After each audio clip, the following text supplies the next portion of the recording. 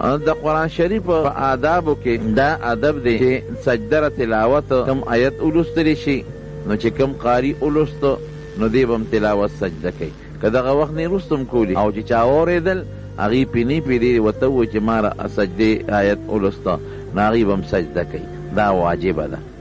او چې سجده کله کوي هغې له به اودس او بیا چې کوي د سجدې طریقه دا ده چې دا یو وړه سجده ده او د دوو تکبیرو په منځ کې یو نیت به ولې وکړي، لکه دا نیت به وکړي چې زه دغه سجدې چې ما واورېده یا مې ولوسته د هغې تلاوت سجده کوم،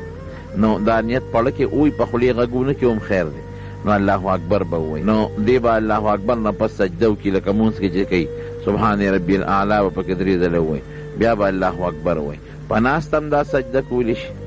دې کې سلام ګرځولو ته ضرورت نشته چې سړی سلام وګرځوي.